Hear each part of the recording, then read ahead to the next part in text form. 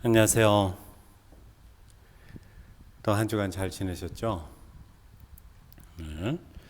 에베소서 6장 19절 20절 말씀, 우리가 무엇을 위하여서 기도해야 될까, 어떻게 구체적으로 기도해야 될까 하는 것에 대한 말씀입니다.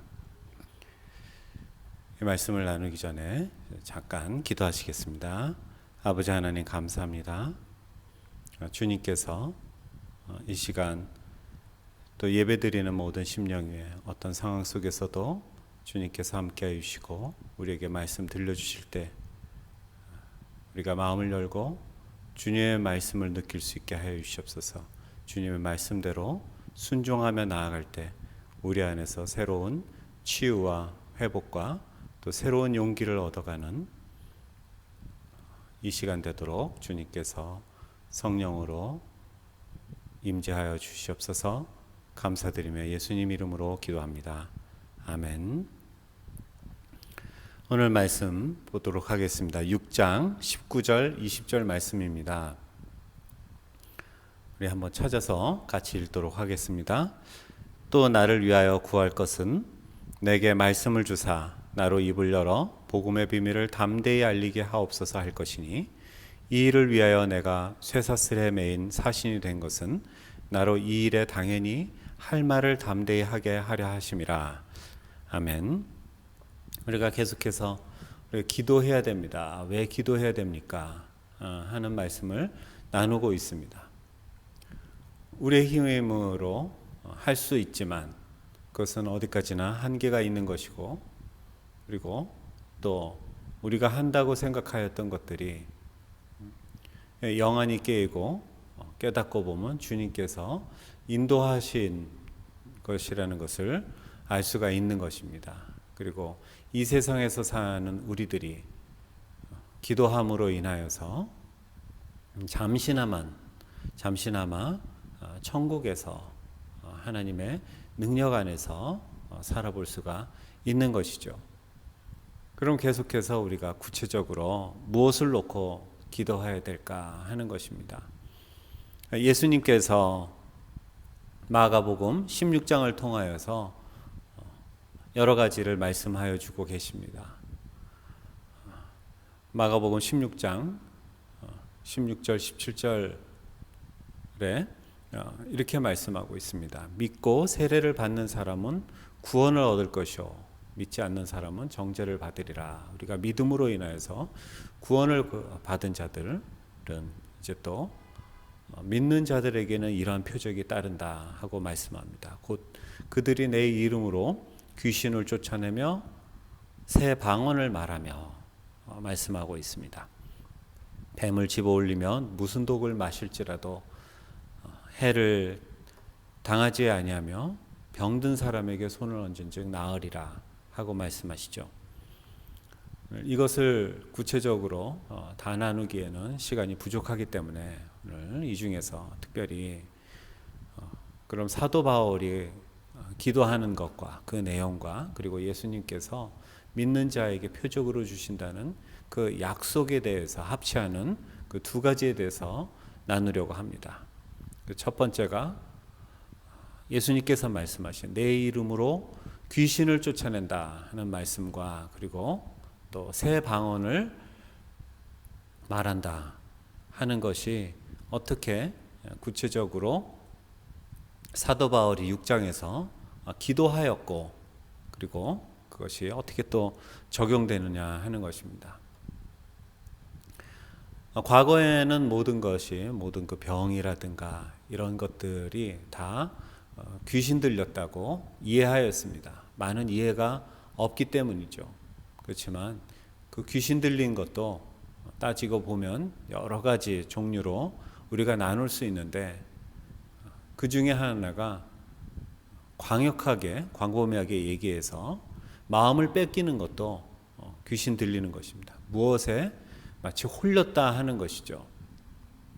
이 마음을 뺏긴다 하는 것은 어떤 의미에서 실망감, 또 자신의 부족한 부분을 드러내는 그러한 표현일 수 있습니다. 낙심이 되는 그런 것이 될 수가 있는 것이죠.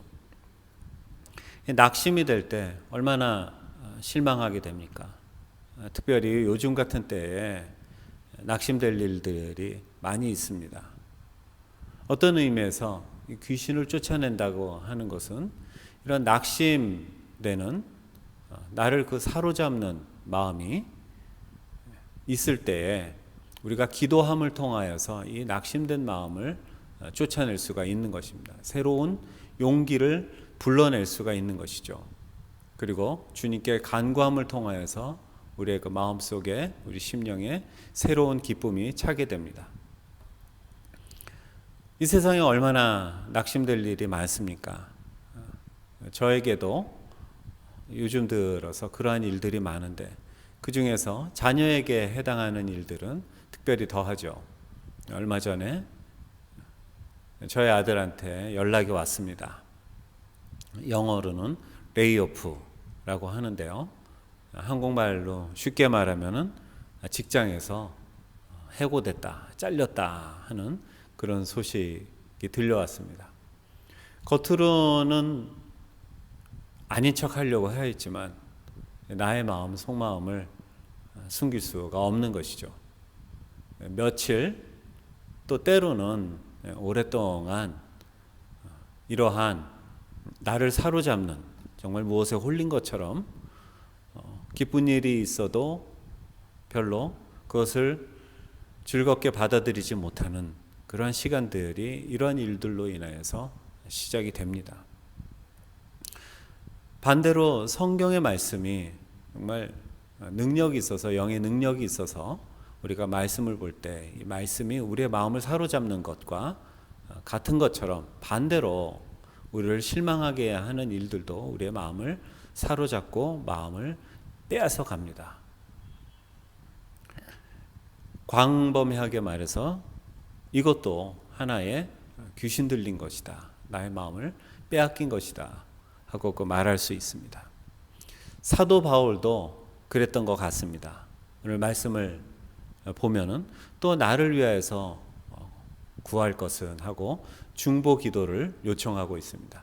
같이 기도해 주는 것, 한 마음으로 여럿이서 기도하는 그 능력을 알고 있던 사도 바울은 마치 우리가 우리 교회에게 같이 중보 기도를 요청하는 것처럼 이렇게 중보 기도를 요청합니다. 내게 말씀을 달라고 합니다.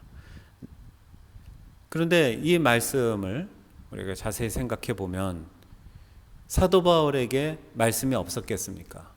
수많은 성경을 영감으로 인해서 기록하고 하나님의 그 사역을 복음을 정말 어떤 상황 속에서도 두려워하지 않고 떨리지 않는 마음으로 담대하게 전하였던 사도 바울에게 말씀을 달라고 합니다. 그리고 또 입을 열어 복음의 비밀을 담대하게 알리게 해달라고 중보 기도를 요청하고 있습니다. 물론 이 상황에 사도 바울의 지금 상황이 심상한 상황은 아니었습니다. 로마 감옥에 갇혔었고 여러 가지 상심할 일들이 있었는데 그러한 사도 바울조차도 중보 기도의 능력을 알고 같이 기도를 간구하는 가운데 특별히 말씀을 달라고 하였고 담대하게 해달라고 복음의 비밀을 담대하게 전할 수 있게 해달라고 부탁하고 있습니다. 말씀을 몰랐기 때문에 그런 것이 아닙니다. 그리고 그가 비겁하여서 숨어 다니고 도망 다니는 사람이었기 때문에 그렇지 않았습니다. 누구보다도 복음 앞에서 담대하고 용감하였던 사도 바울입니다. 그러기 때문에 지금 로마의 감옥 속에서도 그는 두려워하지 아니하고 복음을 전할 수가 있었던 것이죠. 그럼에도 불구하고 그가 이 두 가지를 부탁합니다. 말씀을 달라고. 이 말씀은 지금 나누었던 마가복음 16장에 예수님께서 우리에게 약속하시는 그 표적으로 해당하는 것에 새 방언을 말한다 하는 말씀에 해당할 것입니다. 새 방언이 무엇입니까? 물론 새로운 언어 그리고 다른 나라의 언어를 배우는 것도 새 방언이라고 말할 수 있습니다. 예언의 말씀도 새 방언이라고 말할 수 있습니다. 그렇지만 또 이 새 방언이라는 것은 그동안 내가 여태까지 얘기했던 그 표현을 다르게 하여서 사람의 마음을 열어갈 수 있는 그러한 방법도 새 방언이라고 말씀드릴 수가 있는 것이죠. 저도 매일 기도할 때 나의 입술의 말을 고쳐달라고 주님께 간구합니다. 어떤 의미에서 내가 그동안 습관적으로 해왔던 그런 상투적인 용어들을 바꾸어 달라고 주님께 간구하고 있습니다. 만약 주님께서 이를 허락하신다면 이것이야말로 주님께서 예수 그리스도를 통하여서 중보하시고 약속하셨던 새 방언을 얻는 그런 길일 것입니다. 이 새 방언이 왜 중요합니까? 복음을 알고 있고 복음을 열심히 전하던 그러한 사도 바울이었지만 그러한 그조차도 그 말씀을 때로는 이런 방법으로 저런 방법으로 그 상황에 맞게 전해야 될 필요성을 누구보다도 더 먼저 알고 깨닫고 있었을 것입니다.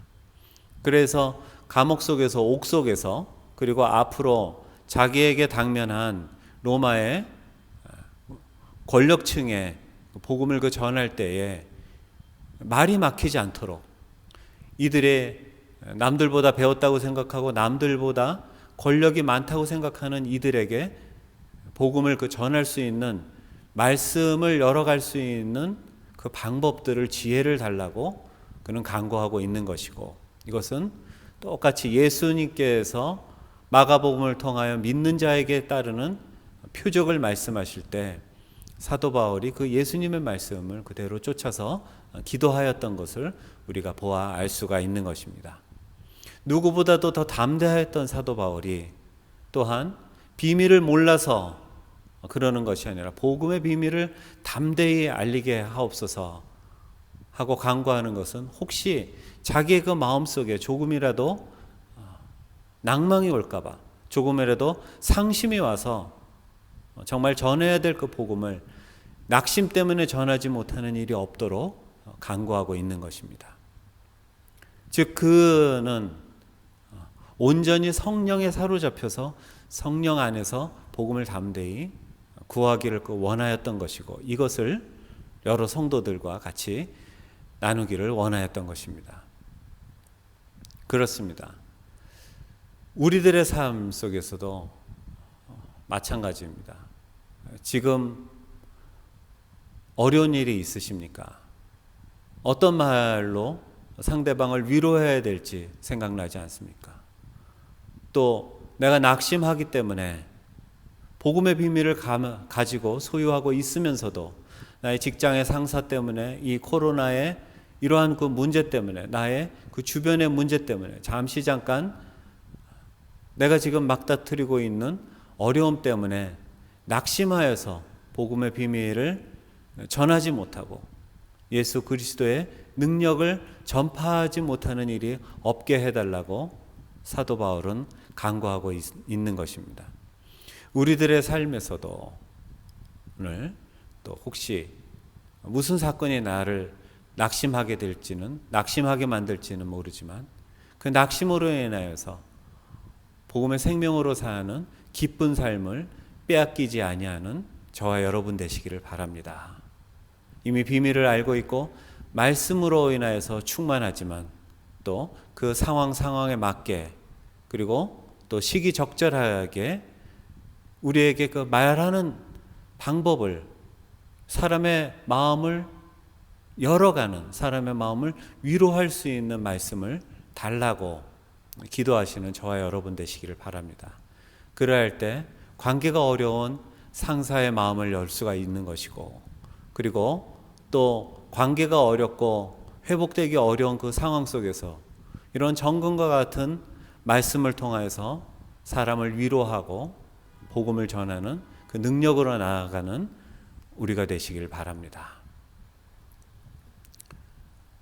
다음 주에 또 계속해서 우리가 무엇을 놓고 구체적으로 기도해야 될지 나눈 시간을 가지기 원합니다. 오늘 말씀 기억하시고 혹시 마음속에 어려움이 있다면 먼저 주님 앞으로 나아가시는 우리가 되시길 바랍니다. 잠깐 기도하심으로 오늘의 말씀을 마치도록 하겠습니다. 아버지 하나님 감사합니다. 또 나의 마음속에 잠시 잠깐 낙심이 있었고 또 복음과 멀어지는 삶이 있었다면 주님께서 그 약속의 능력으로 나를 찾아와 주셔서 내가 무릎 꿇고 간구할 때 주님께서 나를 위로하여 주시옵소서. 할 말을 잊었을 때 말이 생각나게 하여 주시옵시고 그냥 이것이 인간의 언어가 아니라 하나님의 그 천국의 말씀을 선포하는 우리의 그 삶이 되도록 주님께서 이 시간 함께 하여 주시옵소서. 감사드리며 예수님 이름으로 기도드립니다. 아멘. 고맙습니다. 또 건강히 한 주간 지내시고 다음 주에 만나 뵙도록 하겠습니다. 감사합니다.